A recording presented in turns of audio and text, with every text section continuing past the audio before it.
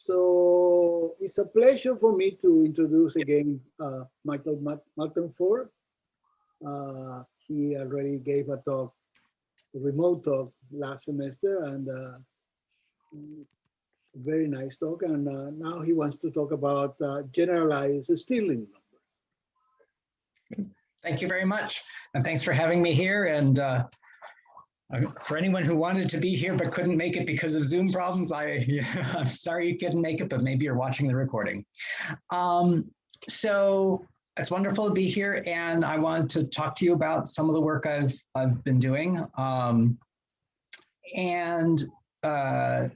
Basically, as I put in the abstract for this talk, I've spent a couple of years counting things. And I want to talk a little bit about why that might be interesting and what that might look like. And I guess let's just jump in and get started. We had a little problem getting, Wilfredo, can you allow me to screen share, please? Yes.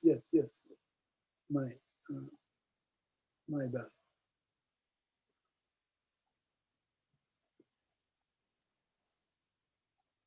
Lovely, okay. Okay, so I haven't done a ton of Zoom talks. The teaching that I've done has not been a math class. So please bear with me.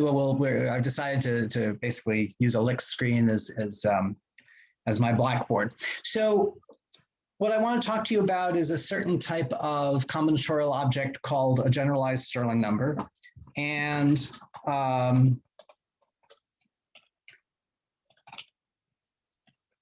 the way I'll write these generalized Stirling numbers as two numbers vertically aligned in braces with three parameters over on the side. And one of the things that makes a generalized Stirling number complicated to the start is, well, there are 5 parameters that are involved. You know, at least a binomial coefficient only involves 2 parameters, or a factorial only involves 1 parameter. And so it'll take me a little bit of time to just explain what this is supposed to be.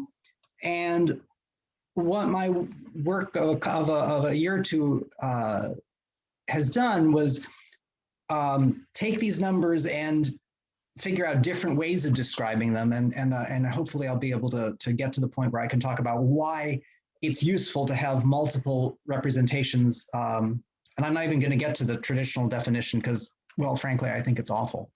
But talk about some of the definitions that I've used that are equivalent to the traditional one, and how those definitions can be useful. So I'm going to copy some information, and we're going to talk about, I'm going to talk about a pit game. And so the way you want to think about it, I should probably, before I do that, let me just sort of talk it verbally so you're not all reading that.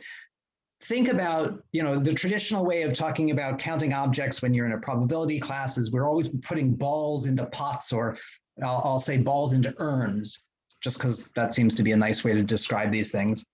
And we want to talk about taking a bunch of balls and placing them into urns, but I'm also going to allow not just urns, but any ball can also be put into something called the pit. So there's something called the pit and a bunch of urns. And the basic thing is, you know, here's a technical definition. We're putting these balls in a predetermined order into either a pit or an urn. And what you really need to know, and what makes this the useful sort of thing to talk about, is the number of urns changes, and it changes according to these quantities that are written down here, the alpha and the beta, and the R. So the definition is there, and that's fine, but you know, in essence, R is the initial number of urns.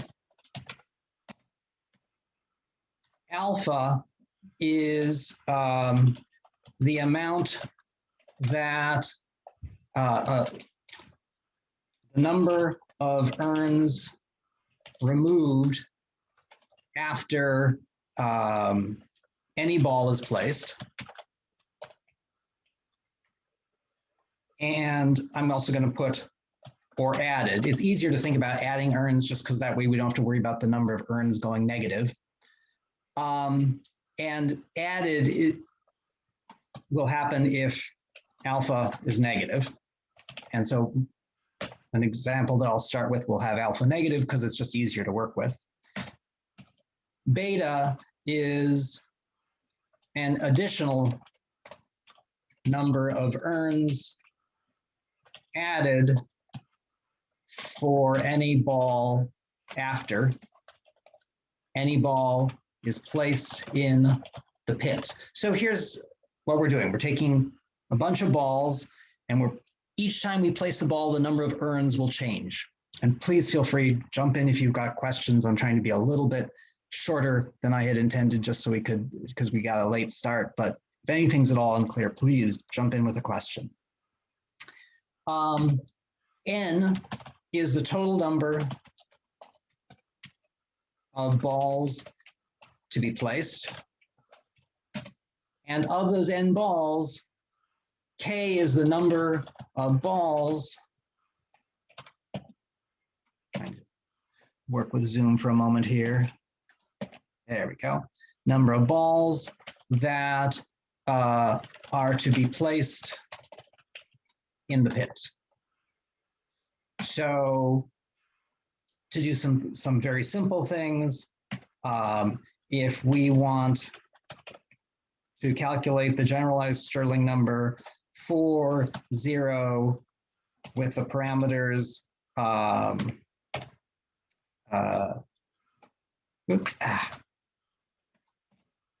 Zoom problems, -3, 15, 2. Let's just sort of decode all of what I've said, because part of the problem is just that there are so many parameters to deal with, but we're going to place 4 balls. Of those 4 balls, none are going into the pit, so they all have to go into urns. So how many ways can we do that? Well, the first ball has to be placed in one of 2 urns, because 2, which is that final number that appears here, and please, if this is too small, please let me know. I'm going to make it a little bigger right now. But if there's anyone wants it bigger, 2 is the number of ways we can place the first ball. How many ways can we place the second ball? Well, after we place the first ball, what happens? We're going to increase by 3, because we're decreasing by -3, the number of urns. So there are now 5 urns. We ignore this 15 because no ball has gone into the pit. And in fact, no ball will go into the pit. So the second ball can be placed in 5 ways. Third ball, for the same reasons, in 8 ways. And the fourth ball in 11 ways. And if I'm not mistaken, that happens to be 880. So sorry, again, could go you ahead. the argument again? So you initially have 2 urns. No ball goes to the pit. Correct. Then you add what? So after we place the first ball, which we do in one of 2 ways, Yeah. there are now 5 urns because we've looked at this -3 and we had to decrease by -3 or increase by 3, and that's why we now have 5 urns. Okay.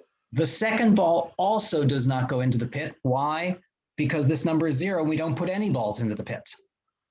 And where the beta come into play? Right. It doesn't for this particular calculation. I could have replaced this number with 65,000 and we'd still get 880 for the answer. So this number beta only comes into play if we put balls into the pit. Oh, okay, sure. And so let's next. So great, yeah, great, thank you. It's exactly the way you should be thinking about things. Yeah. So for the next example, let's look at an example where we do place balls in the pit. So here we're going to place only 3 balls, and we're going to put one of those 3 balls into the pit. And the alpha, beta, gamma are going to be -2, 18, and 10. So now it's not just going to be simple multiplication. Now we have to think about, we're placing 3 balls. One of those 3 balls goes into the pit, and things are going to work differently depending on which of those balls goes into the pit. So let's go through this. And let me, before we get, I'm just going to add something right here. When a ball goes into an urn, the number of urns goes up by negative alpha. A ball goes into the pit, the number of urns goes up by beta minus alpha. And that's just restating what was done above. By the way, I don't know about you, but the negative sign bothers the heck out of me, but it's not my fault because generalized Stirling numbers were defined before I ever showed up on the scene, and I'm just using alpha, beta, and R that match the usual definition. If it were up to me, I would have changed a sign so I didn't have to deal with all those negatives, but you know, life's not perfect. So let's go back to this example. If the first ball goes into, let's first figure out what's going to happen. It'll be similar to the previous example if the last ball goes into the pit. So the first ball has to go into an urn, that's 10 ways. Second ball, how many ways for the second ball? Someone speak up if you'd like. Well, the urns may have more than one ball or not. The urns can have as many balls as possible. They are infinite sized. Okay. Well, 10 again, right? So, someone said something, but I think it was right, but I didn't quite hear it. Can you say that again? 12. 12 sounds great to me. After we place the second ball, there are 14 urns, but that actually doesn't matter because the third ball we said was going to go into the pit. So there's only one way to do that.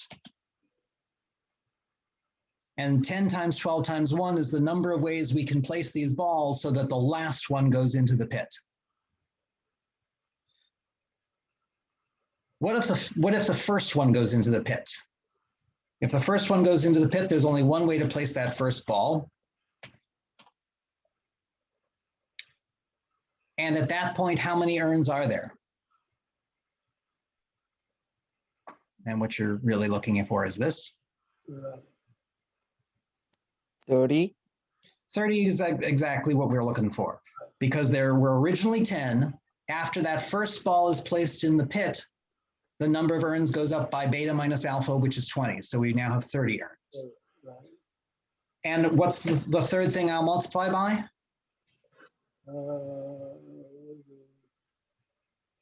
The second ball, remember, went into an 32. urn. 32, because the second ball went into an urn. Perfect. And what's left, I suppose, is the number of ways we can place it so that the middle ball goes into the urn. So the first ball goes in one of 10 ways. The second ball goes in one way because it has to go into the pit.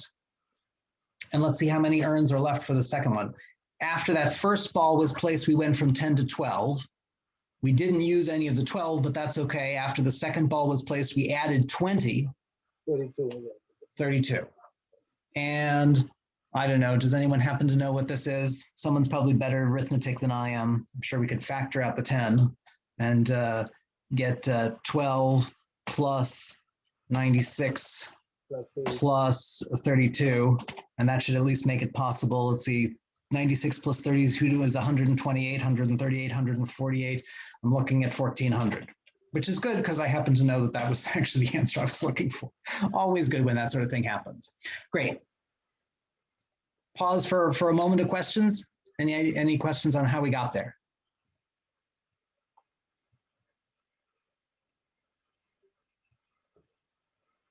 Okay, let's move forward. So let's make a couple simple observations. What is the generalized Stirling number? And let's just do a very general situation.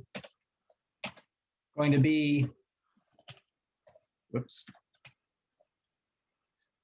What will this be if n is less than k? N, remember, is the number of total balls to be placed, and k is the number of balls that are to be placed in the pit. Sorry, there is a missing number there. Is equal to what? No.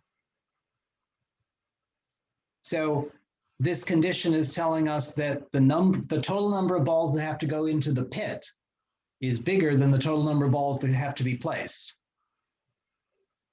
It will be 1. I'm thinking we can't do it at all. Zero. right? We absolutely cannot put 5 balls into the pit if we only have 2 balls to place. But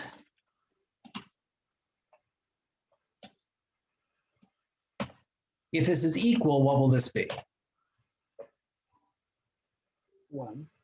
That'll be 1, because every single ball has to go into the pit.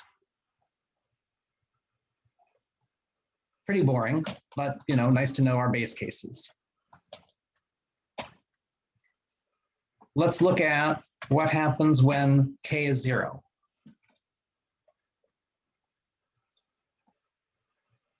And just to keep out the trivialities, let's assume that n is at least 1. So how many ways can we place the first ball? All of the balls get placed into the pit. It sort of reminds us of this example, right? Right. That's R times R plus R minus R. Exactly. And that's exactly what that first example was doing, except this is just a little bit more of a general situation. And I have a little zoom issue there. Okay. And the last one, if we counted carefully, is R minus N minus 1 alpha, because in total I've got now N things that I'm multiplying. So the N minus 1 is a little annoying, but that's what we get if we count it carefully. Okay, great. And I want to grab from my other screen that you can't see, but there's only so much I can show in one place, a really important formula, a recursive formula, and let me paste it on here and let's talk about why this is true. So notice here that I've got n plus 1, k plus 1 as a generalized Stirling number in terms of an nk and in terms of some weird factor times another generalized Stirling number. And this mess of an equation, this recursive formula, this incredibly important formula, is basically talking about how the last ball gets placed. And so welcome whoever just arrived. I let someone into the room, so welcome to you. It's the troubles of the university. Welcome, Lord. Yeah, but yeah. So, okay, so where does this formula come from? We're placing n plus 1 balls, of them k plus 1 have to go into the pit. Does anyone see what this represents? And if they don't, does this help? Multiplying by 1. That's the number of balls into the pit. So yes, so this is the total number of balls we're looking to place. Go ahead, was it Melanie? Oh, yeah, I was just adding to Alfredo. It goes into the pit at the very end. Exactly. If the last ball is going into the pit, this is the number of ways to do that, because we have n balls except for the last, of which k have to go into the pit except for the last. The alpha, beta, gamma are exactly the same because we're starting with R and we're increasing and decreasing as per alpha and beta. And then the last one goes into the pit times 1. And I'll get rid of this because that doesn't matter. So if this is the number of ways to place the balls, if the last one goes into the pit, if my formula is right, and I desperately hope my formula is right, this should be the number of ways that we place the balls if the last one goes into an urn. So let's just see that that actually is true. Well, we're going to place all but one of the balls because the last one's going to go into an urn. And how many have to go into the pit? Well, all of the k plus 1 that we need, because the last one is not going into the pit. So this is the way we can play this factor here is the number of ways we can place all but the last ball. And at that point, how many urns are there? Well, presumably, if my formula is right, this number. Why? Because we started with R urns. We have placed n balls, so we're going to subtract n times alpha. And we've placed k plus 1 in the pit, so we're also going to add k plus 1 beta. So that's where that formula comes from. So I don't want to belabor the point of sort of doing too many more of these counting things because I want to get to our other definition, but I'll stick in a formula here that looks complicated or a bit complicated. And just to briefly mention, like, where does a formula like this come from? How can it be established? Well, this is talking about our, placing n balls, k of which have to go into the pit on the left side. And this is basically saying, I haven't given you conditions on n prime and k prime, but n prime is a constant and k prime is the variable of summation. So n prime is just some constant for this formula. K prime is our summation variable. This is saying, how many ways can we place the first n prime of them if some random number k prime goes into the pit? And this is how many ways we can place the rest of them. And I won't get into all of the intricacies of this formula, but this formula, if you boil it down to, is just saying, oh, if we want to place n balls, place n prime of them, and then place the remaining n minus n prime. And we have to sum over all possible values of k prime because any number could go into the pit in the first group. And so we'll simply sum over that. So that formula should at least be plausible without going into too much detail here. Shouldn't do add, I mean, the right-hand side depends on n prime. Correct. So this formula is true for any values of n, k, alpha, beta, r, and any value of n prime. N prime can be anything. Well, technically, I suppose n prime should be greater than or equal to 0, but we're sort of doing that, a lot of that. I suppose technically n prime should be between 0 and n, because otherwise this would be negative. And what the heck would we mean by a negative number being up there? And I'm glad you asked what the heck would we mean by an extra number being up there, because that's where I'm going next. So that, start a new section. I suppose the previous section should have been titled a combinatorial definition, and that's what we've been looking at. And now let's move on and talk about an algebraic definition. And so I just have a quick question. Yes, please. Michael. So this equality above is true for any n prime, right? Like regardless of any n prime.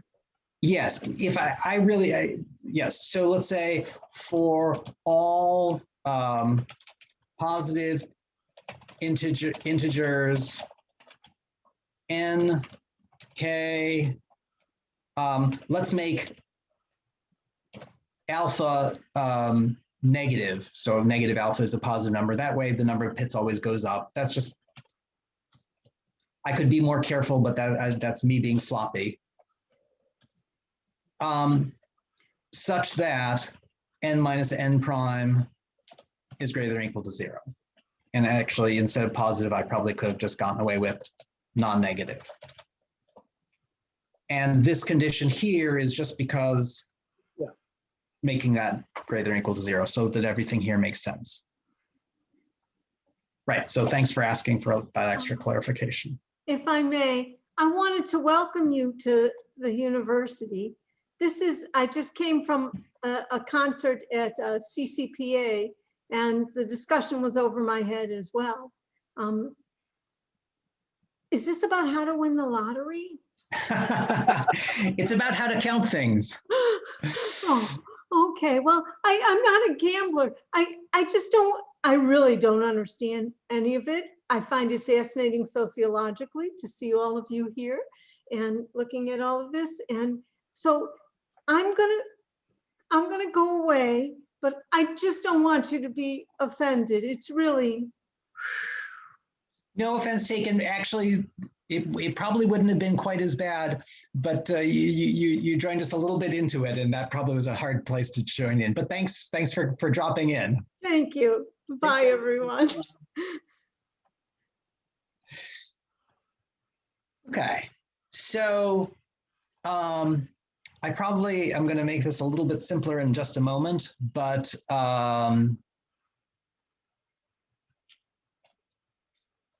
so it's there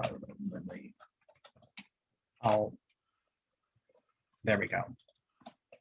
So what I want to do, I'm going to sort of ignore the top for a minute, but just let's look at these properties that I have listed here. The generalized Stirling number is 0 if n is less than k, and that's something we discussed above. And we did something a little more general above. We said that if n is equal to k, then the generalized Stirling number is 1, and this is obviously an extremely limited case of that. We talked about this formula for when k is 0 and n is non-negative, and we talked about this final formula, which was this inductive formula based on figuring out whether that last ball went into the an urn or into the pit. And here's where I'm taking this. Rather than thinking of those as properties, we're now going to talk about a brand new definition, an algebraic definition of numbers. I'll explain why this definition actually works, because that's not obvious just because I tell you it's true. But we'll talk about why these 4 equations uniquely define the generalized Stirling numbers. We know that the generalized Stirling numbers, which we defined with pits and urns, satisfies these properties, but turning it around, what if I were to instead say, hey, there are these numbers that satisfy these 4 properties. No other numbers satisfy these 4 properties, and we're going to define generalized Stirling numbers to be those unique numbers that satisfy those properties. And for those of you who know what a ring is, this can be done over a ring, but instead, we're going to do it over the set of real numbers, because let's not make things more complicated than necessary. But think modular arithmetic, and it would work for alpha, beta, and r being elements of, say, integers mod 12, or complex numbers. Basically, any sort of a ring you choose. So here's why turning this definition around is wonderful. I no longer need n and k to be non-negative integers. We can let n and k be negative. It's not at all clear why that's important, and I'll get to that. And alpha, beta, and r can be any real numbers. They don't have, or complex numbers, or elements in modular arithmetic or whatever. One of the reasons that that's important is that matches up better with the traditional definition of generalized Stirling numbers. For generalized Stirling numbers, alpha, beta, and r are supposed to be arbitrary real numbers. N and k are supposed to be non-negative integers. So I've overshot the mark in a good way. Alpha, beta, and r can now be any real numbers. N and k can not just be non-negative integers, but they can be any integers. And like I said, hold your breath for a moment. We'll eventually see why that's something useful. So, sorry, didn't you say that alpha could be negative? Alpha can be out at this point. So even in the previous definition, I was allowing alpha to be positive or negative. But now I'm allowing alpha, beta, and r to be any real numbers. What would not have made sense with pits and urns is if alpha, beta, and r were non-integers. So what's new here is that, alpha could be 3/2, beta could be pi, r could be, the square root of 12. That is nonsense for pits and urns, but it fits this definition. So let me, before I move and do something with this definition, I feel I owe you an explanation of why this definition actually works. In other words, how do we know that these numbers exist and are unique that satisfy these 4 properties? And so let's take a moment to look at that. Let me just put down an arbitrary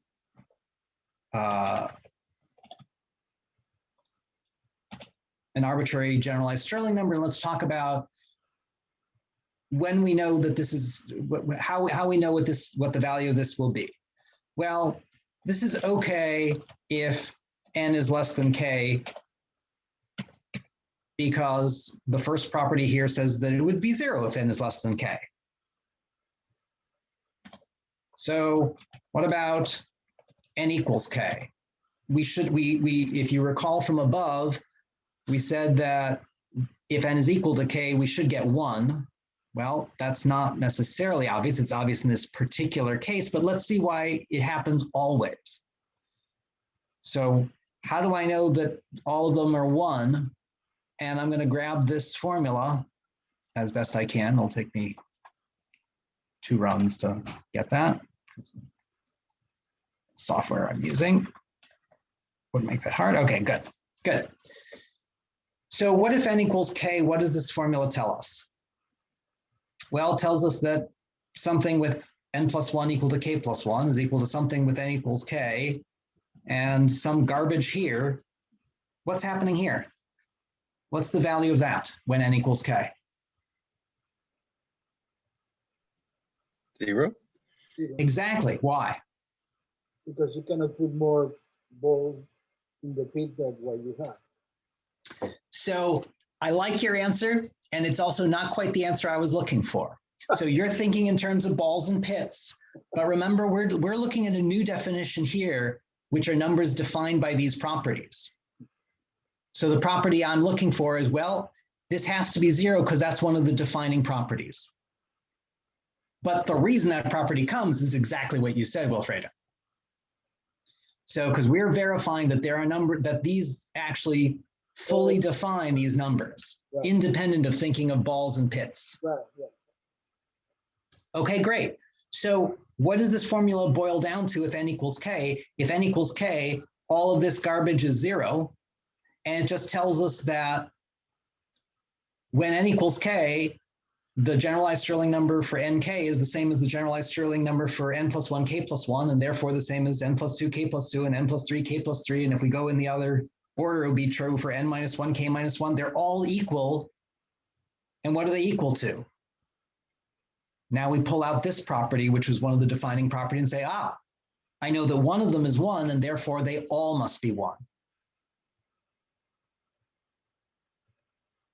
So basically, I'm leveraging out of these 4 properties, the first, the second, and the fourth property.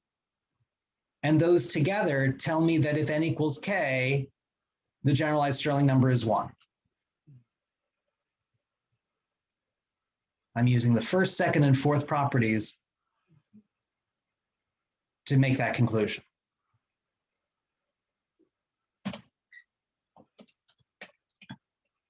Let's go one step further.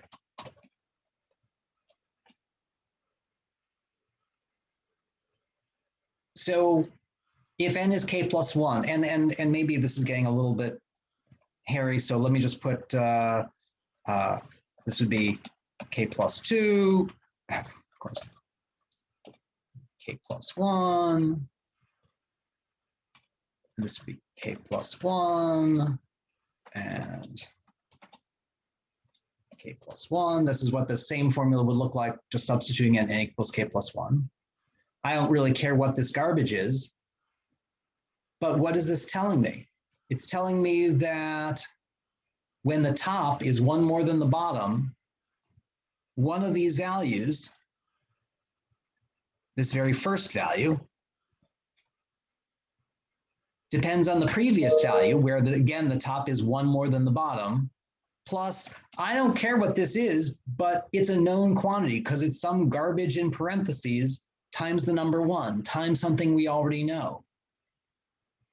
I don't actually care even what this value is. All I care is we already know that from the previous step. So when the top number is 1 more than the bottom number, this formula tells us how we can go from, for instance, the generalized Stirling number with 5, 4 to the generalized Stirling number with 10, 9, step by step by step by step, applying this again and again and again and again. And I don't really care at this moment what those values are. All I care is, oh, there's one and only one way to get all of those numbers. If I know only one of those numbers, and oh gosh, I've set this up exactly so that I know exactly one of these numbers. In this particular case, I would say that the generalized Stirling number for 1, 0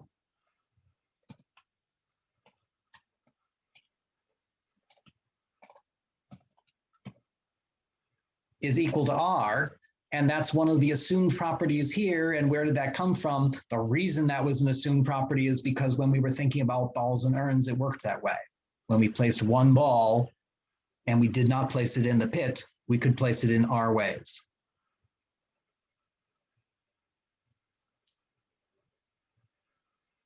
So here's what this definition does for us. It gets us numbers that are exactly like the numbers we defined in the previous combinatoric definition, the ones with pits and balls and pits and urns, only this works for all integers n and k, and for any real numbers alpha, beta, r. And like I said, the expansion to real numbers for alpha, beta, r at least makes it the same as the traditionally defined numbers. So my definition isn't more limited. But the n and k being allowed to be negative is very interesting. And let's see why this is useful. Please, again, stop me. How are people doing? Are people with me? I have actually turned off the picture, so I'm having a hard time. Okay, thank you for the thumbs up. Good. I pulled up the picture so I could actually see you.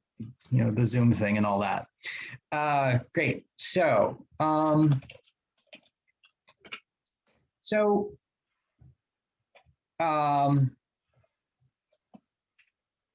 let's say it this way.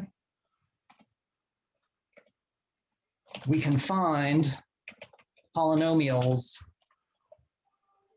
in 3 variables.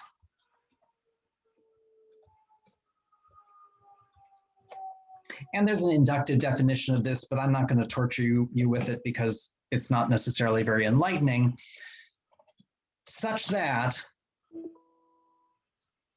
this following equation is true, and I should really be a little more careful with what I'm saying, for all integers n and t and all real numbers alpha, beta, and r.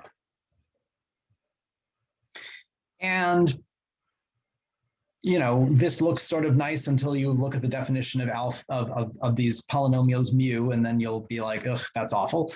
But here's why this is useful, or one of the ways this is useful. And well, let's just sort of.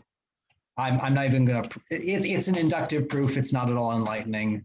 You know.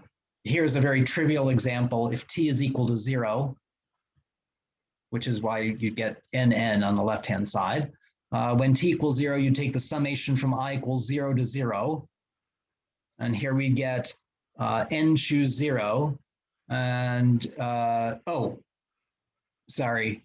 That's not obvious. It will be obvious because I had skipped the definition of the polynomials. This is what I get for making some changes on the fly. When we define these inductively, when I did skip that definition, that polynomial is 1. So, you know, that's sort of a trivial thing. A much more interesting thing. You mean when t is equal to 0? I mean exactly that. So thank you so much for keeping me honest.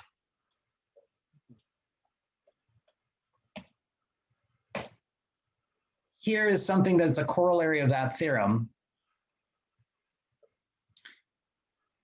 If we have a non-zero generalized Stirling number then n and k are either both non-negative or both negative. So I can show you how this follows. So let's do a contrapositive argument. If n is non-negative and k is negative, then that's not what I wanted to start with. Let's start with the other one. If n is negative and k is non-negative, then clearly n is less than k. So this is 0. That was one of the original properties. We know that if n is less than k, we get 0. That was a defining property. And the only other thing we have to rule out here is if n is non-negative and k is negative, y is this equal to 0. Once we've shown that the corollary is done, because the only other possibilities is that n and k are both positive, both non-negative, or n and k are both negative, both of which are fine. So we need to rule out this possibility, the possibility being n is non-negative and k is negative. So if n is non-negative and k is negative, then we all know that n minus k is bigger than n. I don't think anyone will object that if I subtract a negative number, I get something bigger. And let t be n minus k. And let's just pull out this formula, and I'll copy it down so we don't have to keep looking up and down.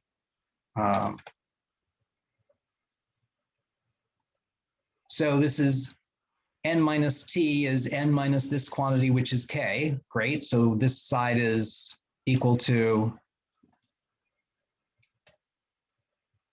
oops. This side is equal to our desired quantity. And if n minus k is bigger than n, let's look at this binomial coefficient that appears here. We're taking a binomial coefficient where the top is the top is n, and the bottom goes from t to 2t. So we're taking a binomial coefficient where the bottom is bigger than the top. And that's always 0. Each and every one of the terms of this sum is 0, and therefore the entire sum is 0.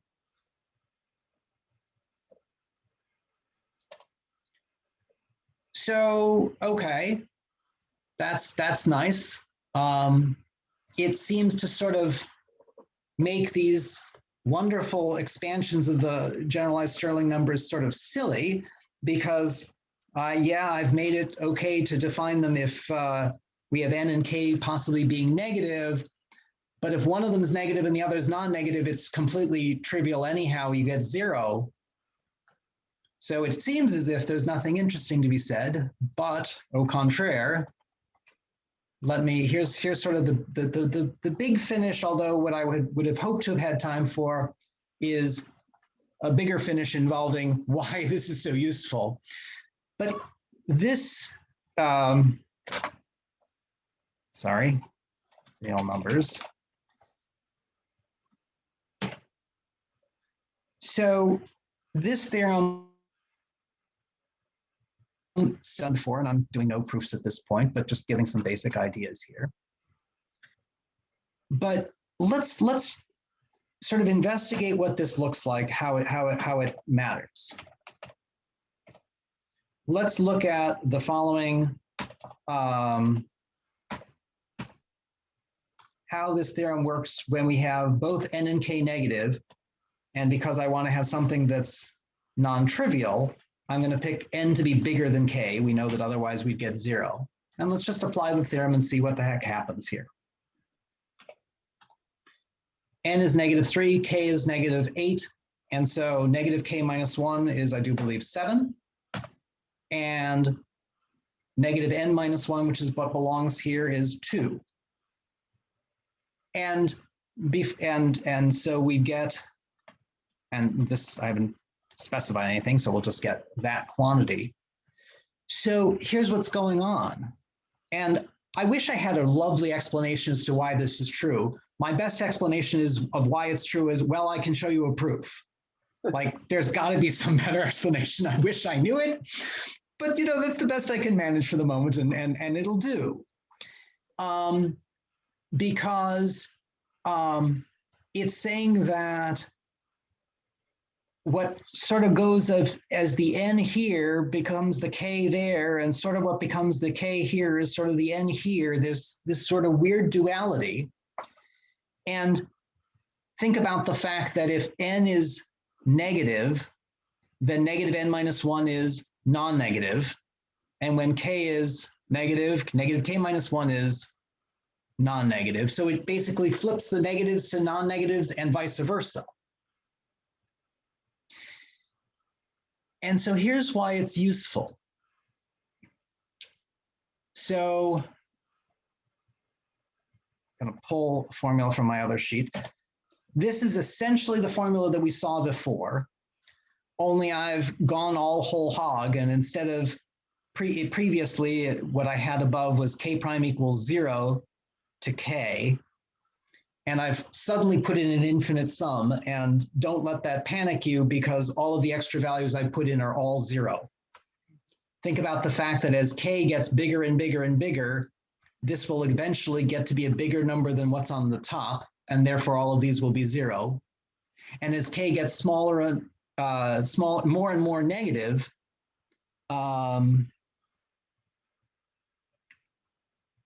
I've said that badly, I think. Moment of panic here. It'll all work out in a moment. As k gets very, very negative, as k gets very, very negative, this goes to positive infinity. This gets bigger and bigger and bigger. This is the one that becomes 0. Whereas when k prime gets very large, this is one of these always gets 0. And if I weren't so panicked because I'm running out of time, I would have said that much better.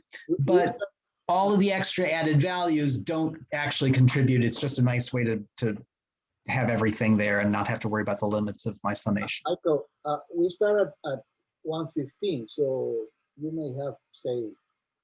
Well, I'm happy. Are people okay to stay? You want to, I mean, if there is not. Okay, if you have to go, thank you. Thank you. If you have to go.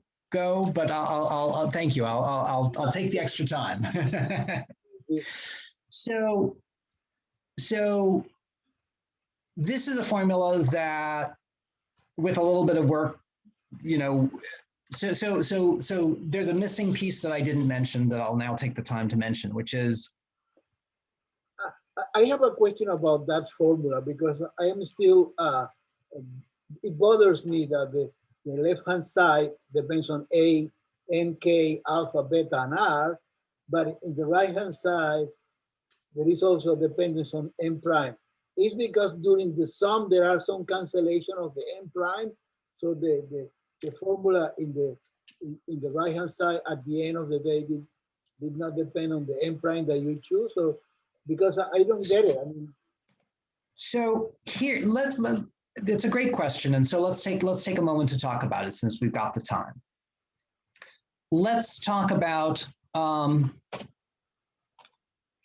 special case where n prime is equal to n minus 1, because I understand why you're thinking, yes, maybe they all cancel, and I'm sure there's a way in which that's correct, but it's not the way that I think about why it's true. So I want to explain why I think it's true, my reasoning for why it's true. And let's look at this special case at n prime equals n minus 1. So here we're going to get n minus 1. And when we take n and we subtract off n minus 1, we'll get 1. And let's delve down a little, and let's also, just to make things simpler, let's assume that n is greater than or equal to 1. Because it's good enough, because I don't want to deal with some of the other cases, because I want to basically come back and talk about balls and pits. And if I can't have at least 1, then I have to go to my other definition, and I'd rather not do that at this moment. So what is this? So let's look at this term, this second factor. And I claim that this huge infinite sum boils down to only two terms that could possibly be non-negative. Yeah. So if this number is bigger than 1, then that whole quantity is 0. And if that quantity is negative, then remember, if one of these numbers is negative and the other is non-negative, we also get 0. So the only possible non-zero terms is when k minus k prime is equal to 0, or k minus k prime is equal to 1. So let's just write that out. So let's first write down the k prime equals k. So that's the first case where k prime is equal to k. And k minus k is 0, okay. And here's, now I'm going to put in, here's k, when k minus k prime is equal to 1, there's my k prime, and we get 1 there. And let's just keep simplifying, because some of those things like the 1, 0 and the 1, 1 are looking like they desperately need to be simplified. We know that if n equals k, this is equal to 1. And this is particularly boring because this is putting one ball in an urn. Mhm. And so we just simply grab this last number here, and it's got to be equal to that last number. So I'm just going to put that in. And I've got in a different form, but that's a formula that we've seen and that we proved. And I'll put it nearby because it's a little bit of a different form, but here's the previous form that we had for the exact same formula. Yeah. Oh, sorry. N prime, I've made a little bit of mistake. We were taking n prime to the n minus 1. So this is n prime equals n minus 1. And for this second one, in this term, I was taking k prime to be k. So I'm being a little sloppy. But this was the formula we had way back, and I stated it with slightly different indices, n plus 1 where n is, and then k plus 1 where k is. But both of these formulas, so let's just look at this formula, which we proved at the beginning, was what happens if the last ball goes into the pit or the last ball goes into an urn. In other words, place n minus 1 balls and then consider the cases of the last n balls. So how do I think about this case, this big formula? I'm thinking about place n prime of the balls and then place the rest of the balls. So instead of placing all but 1 and then the last one, place 5 and then all but the first 5. Place 7, all but the first 7. So that's why the n prime doesn't appear on the left side of that equation.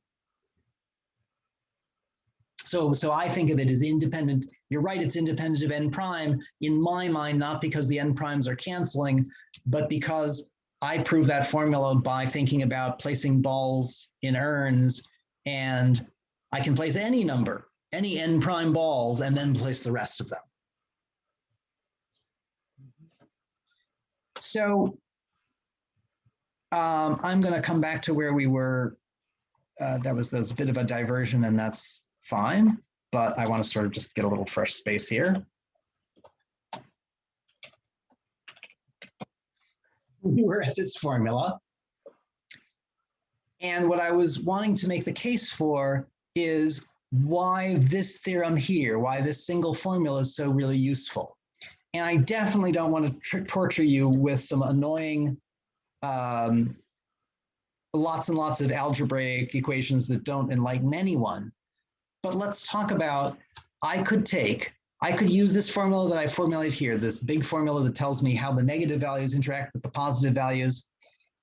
And I could use that formula on the left-hand side. I could change that formula on this first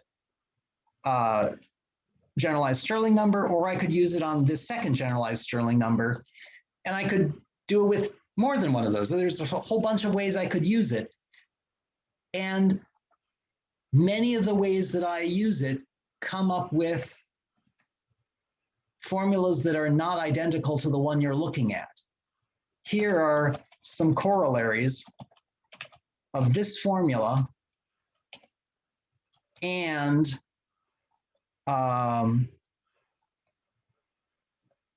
this formula. And the corollaries are as follows. Copy. I've changed variables partly because it's just useful to do so, but I'm just going to get rid of this so we can look at all four of these together. The first one is the one that I prove, and the second one follows as corollaries from the first one. And there's a lot of garbage here, but let's just sort of notice, yeah, there's really different things going on. Because, for example, in this summation, the numbers that appear on the top of the generalized Stirling numbers are constant, whereas the ones on the bottom are changing. That's where the K primes appear in these formulas. Whereas here, and by the way, these are different things being constant, like in the formula I've just highlighted, this time the K prime could be anything, whereas the N prime is the summation variable. And here, the bottoms are the constants and the top ones are changing. And how did I get that? Basically by using that formula that switches the tops and the bottoms and has all those negative n-1s and the negative k-1s. And what I find fascinating about this is I could make up ball and pit stories that would prove each of these individually. And that's not necessary, because the one formula plus the fact that we can switch these tops and bottoms around and do some algebra and substitute variables and make it look as pretty as possible, give us these other formulas. Some of these formulas that all of these formulas are new formulas that were not known before the work that I was doing that I've published. Several of the special cases were known, or maybe one of those formulas was known. I'd have to look at my paper and see what I said there, because I was a little more up on the literature at that point. But these are the sorts of things where having both definitions is really powerful, because I proved this by thinking about balls and pits, whereas I can't even come up with this formula. This formula doesn't even make sense if I'm proving things with balls and pits. So the one piece, the one connective tissue that I feel terrible that I've waited this long to say is part of what I do and what I wrote in this paper was also showing that, well, if I can prove enough of these cases, like for instance with n being a positive integer and k being a positive integer and alpha beta r being positive integers, if I can prove it in some of those limited cases, then it's automatically true for arbitrary nk alpha beta r. In other words, if I know it for enough specific cases, then I know it always. And without going into the details, the key comes back to this result. Because these numbers mu that can be used in this formula are polynomials. And let's recall something that we all know very well. Let's say we have two polynomials, let's say of the same fixed degree 15. If they agree at 16 points, they're equal. And so if I have a sufficiently large set, like infinite in the right sense, I play on that idea of, well, as long as we know that it's true for a sufficiently large set, then I know that it's true always. So in other words, if I want to prove these formulas not just for non-negative n and k, but for all integers n and k, it's good enough that I prove it for certain integers n, k, and then I can take off from there. So I am at the end of my time, and I wanted to leave at least a little bit of time for questions because I feel like I've spoken too much, but is there anything you want to ask? Well, I have a question since the very beginning. So you motivate these generalized Stirling numbers with balls and urns and pits. I don't know anything about it, but what about the the Stirling numbers, not the generalized one? Yeah. They can be also argue using balls and urns like that? Or?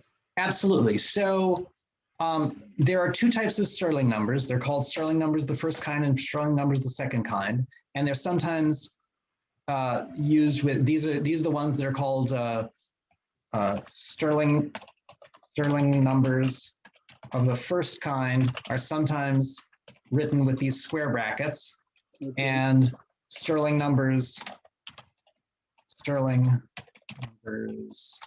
of the second kind are use these curly braces, and the notation that I'm using for generalized Stirling numbers are just playing off of that idea. And those are these particular special cases. So when alpha is 0 and beta is 1 and r is 0, you exactly get Stirling numbers the second kind. So When alpha is -1, beta is 0, and r is 0, then you get Stirling numbers the first kind. So no pit. Absolutely, you can have a pit. The zeros that you're seeing are the number. So let's talk about this number, for example, these numbers, for example. Every time we place a ball, every time we place a ball in the pit, the number of urns goes up by 1. Mm.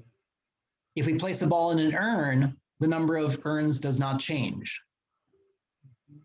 And that's what the 0 and 1 tell us, is that the number of, Right. yeah, so you put a ball in the pit, the number of urns goes up by 1. You put a ball in an urn, the number of urns stays the same. What's happening for this game, for Stirling numbers of the first kind, the number of urns goes up by 1 for every ball you place, period. Whether you place it in an urn or in the pit. Okay. Okay. And just quick show of hands, how many of you have any idea, have seen Stirling numbers, let's say, of the second kind? Okay, so one hand. So then I'll say it very quickly. The Stirling numbers of the second kind can be thought of as the number of ways to put, let's say, 7 objects into 3 piles. And the reason that would be the same as this generalized Stirling numbers is, instead of thinking of placing balls in the pit, think of starting a new pile. And so that's how we sort of can translate what would be balls and pits into taking objects and putting them into piles. Because every time we put things into a pit, that basically starts a new pile. And that's why that makes sense.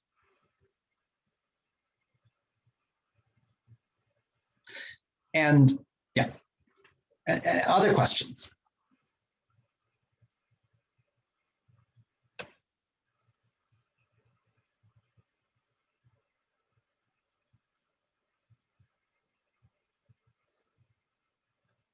No questions, no comments?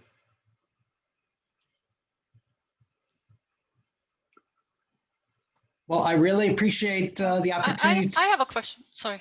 How did you bump into this topic? Well, yeah. So this guy called named Brian Misali.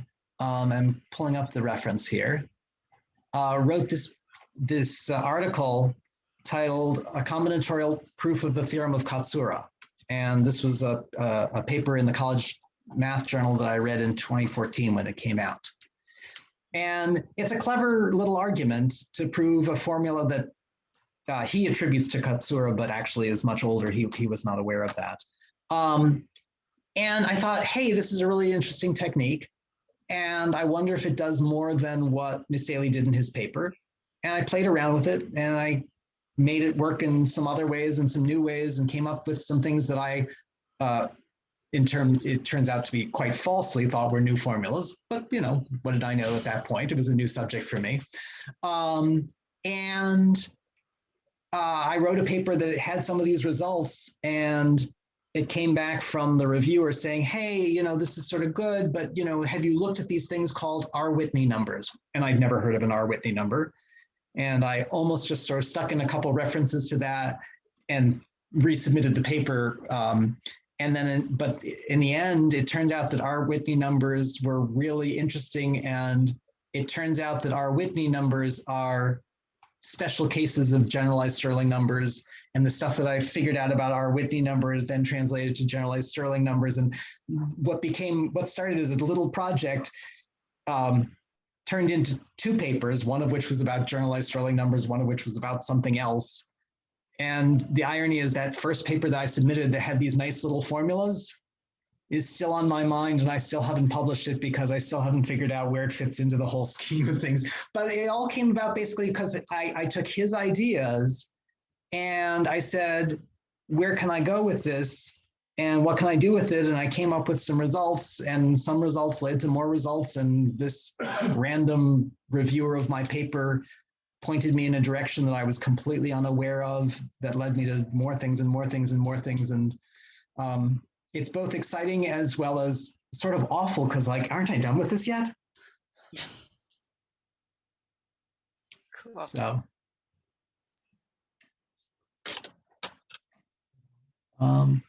any other questions?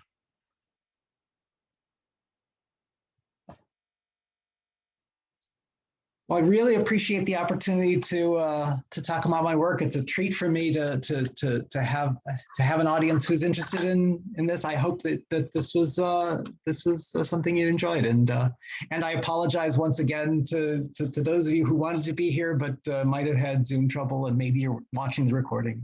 So, did you say something? I have to apologize too, because I don't know what happened.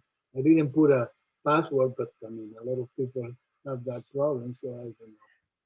It's the world we live in. Yeah, it's mysterious. So thank you very much for your talk. Very interesting. And I have just a technical question. Which software are you using for the presentation? I am amazed that you can. Yeah, so it's a program called Lix. There we are. It's a free software that you can download. Many of you may have used LaTeX at some point, and basically this is a front end of LaTeX. It allows basically what you see is what you get, sort of an input, but ultimately what this produces is a LaTeX file that then I can use to submit papers. But